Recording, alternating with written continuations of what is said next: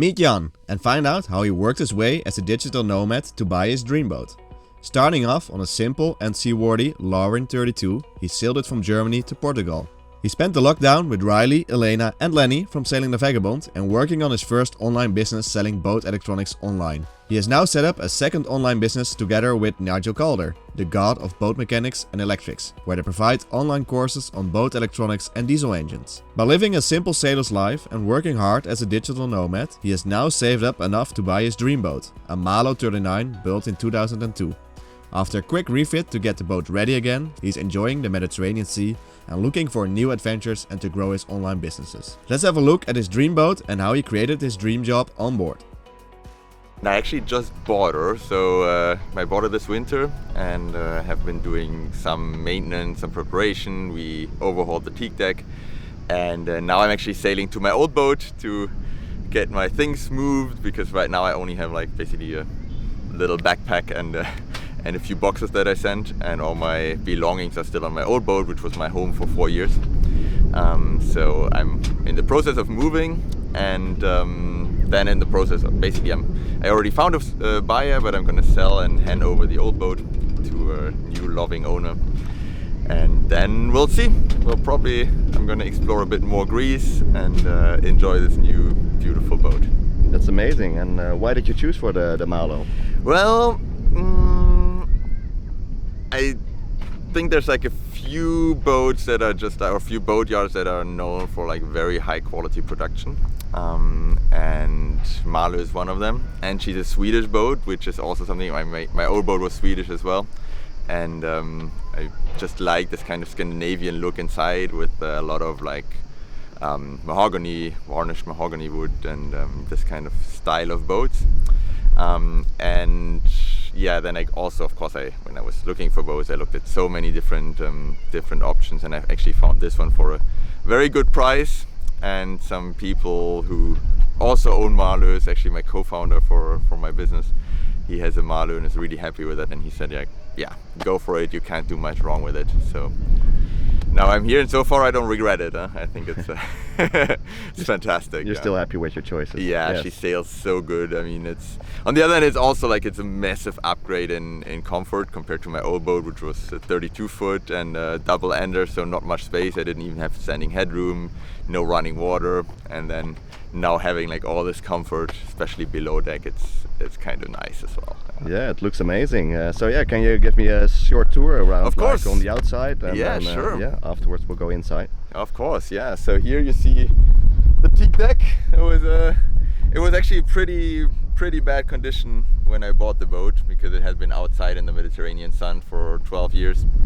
So we did a major overhaul and sanded it. Took over 1,500 screws out, and probably 200 meters of caulking. But now it's looks like new, and hopefully it's gonna last for another 20 years. And because I think I'm not a fan of teak decks. I probably would have preferred if the boat didn't have one. But all these Scandinavian boats, they all come with teak decks. So, and if it's properly maintained, it can last a really long time. So I think now it's nice to have, and it's actually beautiful. If you walk on it, it feels just feels very nice. Makes you feel like you're on a super yacht. Yeah, exactly. On a small super yacht. On a small super yacht. Yeah, cool. Sure. And what about the sail setup? So I see like here in the front you have the roller furler. Exactly. So I have a roller furler, which is also something new for me, because my old boat had just a hang-on, an outer and an inner stay. So, but it was kind of like sometimes it got a little bit dodgy, you know, if you're like in heavy weather and you're like, okay, I gotta take the genoa down, I gotta put the jib up, so you're like walking on the deck with like heavy sailbags, and it's like the boat is pounding in the way. So for me, it's really a luxury to have a roller furler. So this is kind of nice. But I still do, for heavy weather or like stronger winds, I do have like a removable second stay that I can attach here. Yeah. And there I can fly like a smaller jib that's hang-on or a storm jib. So it's actually pretty versatile, and it's nice because you have the center of gravity of the sail more backwards, so it actually sails more balanced than if you just roll out the furler just a little bit. Here we have the mainsail, It's a standard, no roller mainsail, which I think is kind of nice because I like to be able to get the sail down quickly. It's got a one-line reefing system, which is also new to me, which I really like. So I can actually reef the sail from the cockpit. And yeah, so like I must say that sailing-wise, like this is a massive upgrade to what I had before. And she sails really good. I mean, I'm really impressed with her. I mean, it's not a racing boat, of course, but it's she's got a fully keeled boat, or it's like a moderate long keel. So she has not a super thin keel, but she has like a rudder on a skeg, so it's also nice for maneuvering. It's like partially balanced rudder, so it's also very easy to balance her on the sail. So yeah, overall it's a fantastic boat. What I also kind of like, and that's a feature of many Scandinavian boats, is this fixed windshield that that's really like, it makes it much easier to look through than if you have just these like plastic windows from spray hood. But of course, it's like here when it's hot, it's like it blocks a little bit the wind. So luckily I can open the whole thing here, so it lets some wind in at anchor, so it's not too hot in the cockpit. And then what I think is also kind of nice, and that's a feature of the Malo, they have this this targa arch here where the spray hood is attached, and the main sheet is actually run on the arch. So, and nowadays I think it's more common with boats, but back then it was actually like I think only Malo who had this. And at first I was not sure if I like it with the angle of the main sheet, but it's actually turns out it's really nice, and you don't have the sheet in the cockpit, and it's like nothing flapping around. So I think I really like this setup. Yeah, so this is the cockpit. It's nice and enclosed, I see. Yeah, it's actually super protected. Like even if we've been beating against the wind quite a bit, and like even if the whole deck is completely wet, you get like not even spray coming over here. So, and then yeah, so you still got the spray hood, but we actually, like, even if you sit here, like it's pretty, like the boat sails really dry, which is also very different to my old boat, where I was like whenever I was going against the wind, I was kind of wet very soon. So yeah, this is nice to have this protection. And I got a table, which I think is kind of nice, this fold up thing, so you can, it's actually like I do a lot of work from the boat. I'm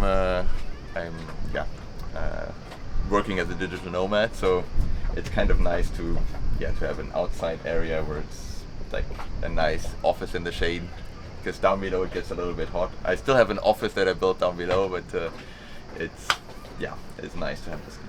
How do you make an income while sailing full time? Yeah, so I actually run two businesses. One is an online shop for boat supplies, mostly electrical stuff. Yeah. And so we do everything. Me and my team, actually, my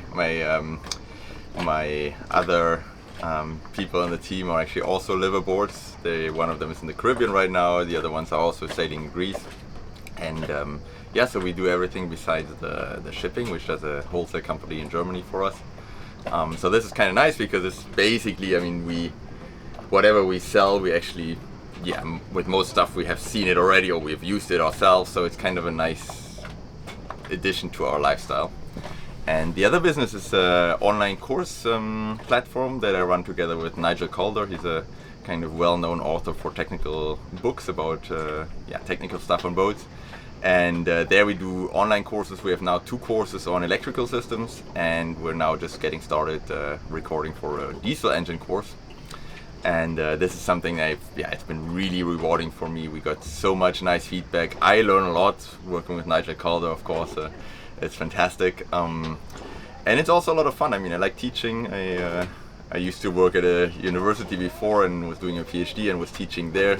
And now I can keep doing that with something I really find fascinating and interesting, and I can do it from the boat, which is really, I think I found my dream job. And, found your dream job, and the right combination of what you're interested in. Exactly, yeah. So you told me you're also working with Nigel Calder, who's like the god of boat mechanics. I think a lot of cruisers have like the book on their table. The boat owner's manual. Yeah, the boat owner's manual. So how did you meet him and how did you start working? Yeah, that was actually a funny coincidence because I was about to start this online course business together with a German, but we were both not native speakers in English, so I was like, okay, we should have somebody who knows the technical stuff and who's a native speaker. And of course I had Nigel's book on board, but I had no way of contacting him. But then it was actually a funny coincidence, because after COVID I was actually hanging out together with Riley and Elayna from Sailing La Vagabond, who had just sailed Greater Thunberg across the Atlantic, and then were in Portugal as well at the same time I was there. And so we were doing like a lot of things together, co-working or whatever. And I told them about this project that I had, and that I was looking for a native speaker. And they were like, oh, Nigel just wrote us an email. I mean, he had confounded us with some other YouTubers, but well, I'm going to connect you guys. And so, yeah, basically that's how Riley introduced me to Nigel. And since then we've been working together. We actually started the company. It was still lockdown, you couldn't travel to the US, so we set up a company without ever having met, and ran that for a year and a half before we met for the first time in person. And he's a super cool guy. I mean, he's basically been doing this digital nomad thing before it was digital. So he has raised his family on his boat in the Caribbean, and has been like writing his books on a typewriter. So it's funny, because there's like some parallels in our lives. Just I do it like 30 years later. So you have more electronics and more. Exactly. I mean, it's more comfortable, I would say, Yeah. and easier for sure. He was the OG nomad. Yeah, the digital exactly. part. Yeah, the analog nomads. Exactly. Yeah. Yes. Did you know that most boat fires are caused by electrical failures? Learn everything you need to know to create a reliable and safe electrical system on board with the Boat Electrics 101 course on Boatowto. Jan and Nigel have created this course following ABYC and ISO guidelines, and provide all the information in an easy to understand way with videos, text, graphics and quizzes at the end of each module. Follow the link in the description to get the full course and set up your boat electrical system in a proper and safe way. And now back to Jan and his Malo 39. And then inside, of course, it's Yeah. always. You already told us about the nice mahogany that we'll see inside. Welcome below. Oh wow! Yeah. Yeah, it's spacious. Yeah, so it's not a charter boat, so I only have like one guest cabin and then a master cabin in the front. Yeah. But that makes space for this nice and spacious saloon, which is actually really nice. I mean, it looks a little bit like granny chairs. I mean, the boat is a bit old school, but I actually kind of like it. And I think I've seen them in the Haber Rassis as yeah, well. yeah, but it's actually, they're so comfortable that it's I like when I first sat on this, I was like, okay, I really like this. It's a place to have your whiskey on side. Exactly. I And mean, you like, got the bar here. Ah, wow, And actually, one idea that I have what I want to do is get a screen that I can attach here that rolls down, and then put a projector in here, and then I have a proper boat cinema. The only thing that's missing then is a popcorn machine, so we'll see if I get one of those as well. Oh yeah, we make popcorn in a pan that works as well. So good idea. Yeah. Probably the better option. Yeah, and there's a lot of standing headroom as well. Yeah, like that's, I mean, cool. that's like my old boat. I was always like this, but this is definitely, the headroom is totally fine.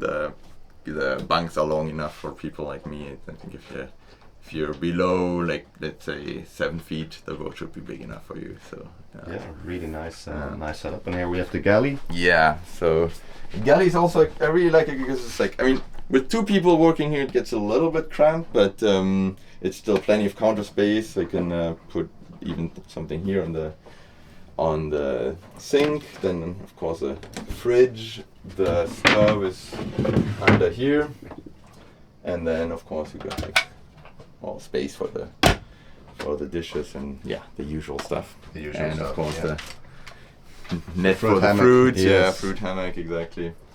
So I mean, I think for me to sail alone or like with friends is actually a really great boat. Like, it's not too big to be like too single-handed, but it's also big enough to be comfortable with friends and guests and have a good time. So and you sleep in the V-Bird. Yeah, exactly. I mean, that's kind of where I sleep. See a nice mosquito net. Exactly. Yeah. So it's that's actually unfortunately less necessary here. If you anchor close to shore, you get mosquitoes. But it's actually, if you look below, I mean, it's nice double berths, enough space, and then of course you have like plenty of space below it in the storage space is I mean, it's like a lot of cupboards everywhere. So yeah, I think I'm not gonna. Well, it's a little bit what I don't need, and I don't think I would have ordered like this. It's kind of this this sink here. I think it's like a little bit of a a waste of space, but yeah. Anyways, now it's there, so I don't know what to do with it. Yeah, amazing. And I see there's like a photo of what is it? A big tall ship. Yeah, that's Bark Europa. That's actually a ship that I sailed on as crew. About 10 years ago, I sailed for 3 months with them, and we sailed all the way down to Antarctica. So that was kind of my first ocean crossing and my first like really offshore sailing adventure. And I loved it. I mean, it was hard work, but it was a really cool experience. But it was too fast for me. So we sailed from the Canary Islands via Cape Verde to Brazil, and then down to Chile, and then to Antarctica. But basically, I had like 2 hours off in the Cape Verde, 1 day in Brazil, and half a day in Chile. And I was like, man, I'm sailing past all these amazing places. It would be really cool to stop. So that was why, in the end, I mean, I love tall ships, but I was like, okay, I want to travel at my own speed and at my own pace, and just explore all the places, meet people. So that's why I'm now sailing on my own boat. And the longer I sail, the slower I get. But it's okay. I mean, I got time. I work from the boat, so it's I don't have to be back at a certain time to earn money. So it's now like a permanent lifestyle for me. And, there's no there's an open ending to it. Exactly. Yeah. I mean, when I started, I didn't have the online business. It was like, I want to sail as long as the money lasts, and now I want to sail as long as it's fun. And I don't think it's gonna stop being fun anytime soon. So this will be live for the coming years. Yeah. So the table, you can actually double the size by making this, and then opening it like this. So you got a big dinner table. It's like origami. Yeah, it's really. I love the concept. I think it's a very smart idea. Cool, and we have some told me there's a cabin in the back. Yeah, so there's a guest cabin. As is always with like solo sailors, it's now kind of crammed with stuff, so you can look inside, but don't expect it to be clean. So basically, all my sails and tools and whatever I'm not using goes in there while I'm not having guests. So we'll see if I have the first guest on this boat. We'll have to see where I put all this stuff. I'll think about this. Or let them sleep outside. Yeah, exactly. Yeah. Yeah, and then you have the bathroom here, which also doubles as a shower. And there you have access to the lazarette, where you can also hang your wet clothes. So I think it's also well thought out. Well designed. Yeah. And then here is actually something that I built. So this is my office. So you can slide this up. Oh wow!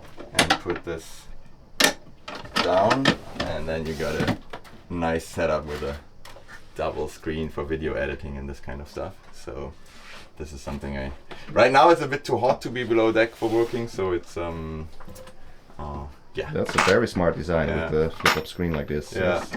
Yeah, and it fits perfectly, and it's actually like quite comfortable to sit here as well for working. So. And I like it that like after work it's like the screen is gone and it looks like a normal chart table, which I think is. Well, thanks for sharing the boat and telling us about your life on board and how you are able to finance it as well by working on board. I think it's a nice inspiration as well for people to see start on a small boat and literally work your way up to a really nice monohull you got now. I would really recommend to anybody who is thinking of doing that and who has not already like an income or like a lot of money on the bank. I would recommend get the smallest boat you could imagine yourself sailing in, and then you can always upgrade if you notice you need it or you have enough money. But boats are way more expensive than people think, and not just the boat. I mean, the boat is cheap, but the maintenance is expensive, and it's a big difference if you have to buy new sails for a 50-foot boat versus a 30-foot boat. Like it's probably 5 times more expensive. So these are the things that I think, if I would give anybody an idea on how or a recommendation on how to start, I would say, hey, go small, go simple, go now. That's actually stolen from the Lynn and Larry party, but I think it's a really good advice. Thank you. Well, have a good time here in Greece, and maybe some other people will meet you somewhere along the way.